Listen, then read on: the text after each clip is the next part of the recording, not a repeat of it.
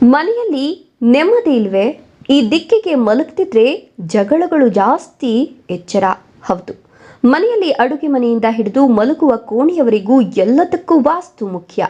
ಯಾವ ಮನೆ ವಾಸ್ತು ಪ್ರಕಾರ ಇರೋದಿಲ್ವೋ ಅಲ್ಲಿ ನಕಾರಾತ್ಮಕ ಶಕ್ತಿ ಬೆಳೆಯುತ್ತೆ.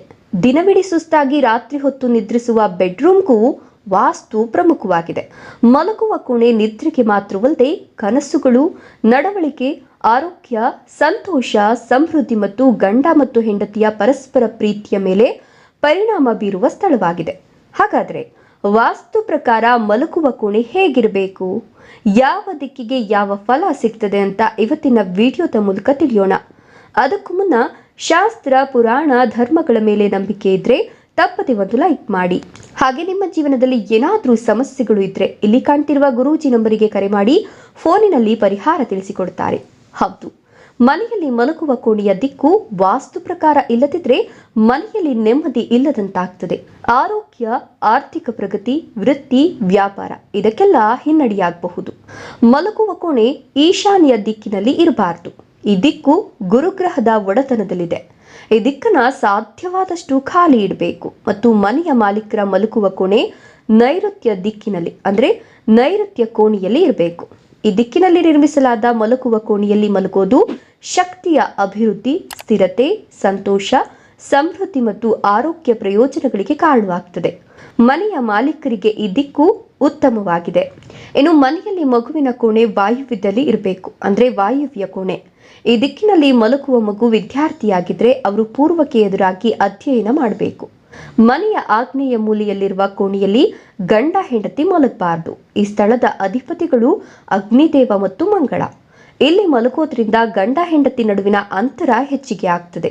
ಹಾಗೂ ಪತಿಪತ್ನಿಯರಿಗೆ ಮನೆಯಲ್ಲಿ ಬೇರೆ ಸ್ಥಳವಿಲ್ಲದಿದ್ರೆ ಕೋಣೆಯು ಈಶಾನ್ಯ ದಿಕ್ಕಿನಲ್ಲಿ ಸಮುದ್ರದ ಉಪ್ಪನ್ನ ಪಾತ್ರೆಯಲ್ಲಿ ಇಡುವ ಮೂಲಕ ವಾಸ್ತು ದೋಷವನ್ನ ಕಮ್ಮಿ ಮಾಡಬಹುದು.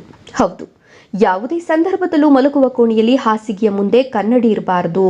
ಹಾಸಿಗೆಯ ಬಿಂಬವನ್ನ ಕನ್ನಡಿಯಲ್ಲಿ ನೋಡೋದು ಅಹಿತಕರ ಕನಸುಗಳು ಮತ್ತು ಆರೋಗ್ಯ ಸಮಸ್ಯೆಗಳಿಗೆ ಕಾರಣವಾಗ್ತದೆ.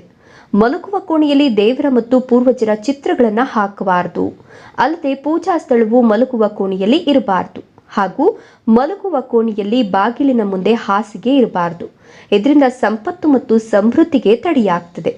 ಬಿದಿರಿನ ಗಿಡ, ಮನಿ ಪ್ಲಾಂಟ್, ಹಾರಿಕಾ ಫಾರ್ಮ್, ಸ್ನೇಕ್ ಪ್ಲಾಂಟ್, ಲ್ಯಾವೆಂಡರ್ ಗಿಡಗಳನ್ನು ಮಲಗುವ ಕೋಣೆಯಲ್ಲಿ ಇಡೋದ್ರಿಂದ ಮನಸ್ಸಿನ ಶಾಂತಿ ಮತ್ತು ಸಂತೋಷ, ಸಮೃದ್ಧಿ ಹೆಚ್ಚಾಗ್ತದೆ. ಹಾಗೆ ಮುಳ್ಳಿನ ಗಿಡಗಳನ್ನು ಮನೆಯಲ್ಲಿ, ಅದರಲ್ಲೂ ಮಲಗುವ ಕೋಣೆಯಲ್ಲಿ ಇಡಬಾರದು. ಮುಖ್ಯವಾಗಿ ಗರ್ಭಧರಿಸಿದ ಅಥವಾ ಗರ್ಭಧರಿಸಲು ಪ್ರಯತ್ನಿಸುತ್ತಿರುವ ಮಹಿಳೆಯರು ಈಶಾನ್ಯ ದಿಕ್ಕಿನ ಅಂದರೆ ಅಗ್ನಿ ಕೋಣೆಯಲ್ಲಿ ಮಲಗುವುದನ್ನು ತಪ್ಪಿಸಬೇಕು. ಜೊತೆಗೆ ಹೆಂಡತಿ ಹಾಸಿಗೆಯ ಮೇಲೆ, ಗಂಡನ ಎಡಭಾಗದಲ್ಲಿ ಮಲಗಬೇಕು.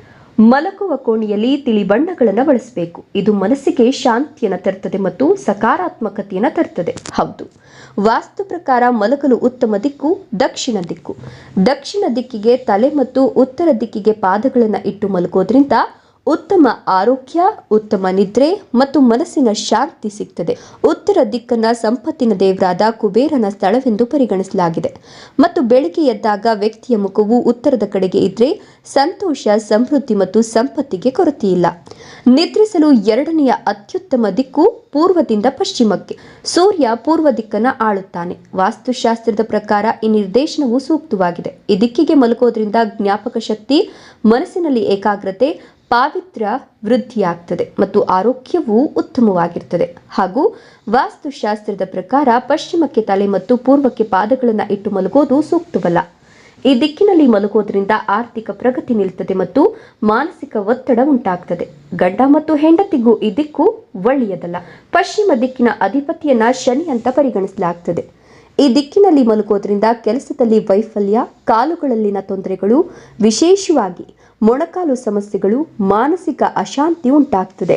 ಜೊತೆಗೆ ತಲೆಯನ್ನ ಉತ್ತರಕ್ಕೆ ಮತ್ತು ಪಾದಗಳನ್ನ ದಕ್ಷಿಣಕ್ಕೆ ಇಟ್ಕೊಳ್ಳುವುದು ನಿದ್ರೆಗೆ ಅತ್ಯಂತ ಸೂಕ್ತವಲ್ಲದ ದಿಕ್ಕು ಅಂತ ಪರಿಗಣಿಸಲಾಗ್ತದೆ. ಈ ದಿಕ್ಕಿನಲ್ಲಿ ಮಲಗೋದ್ರಿಂದ ನಕಾರಾತ್ಮಕ ಶಕ್ತಿ ಹರಡುತ್ತದೆ. ಆರೋಗ್ಯ ಸಮಸ್ಯೆಗಳು, ಮಾನಸಿಕ ಒತ್ತಡ ಮತ್ತು ಖಿನ್ನತೆಯಂತಹ ಕಾಯಿಲೆಗಳು ಉಂಟಾಗ್ತದೆ.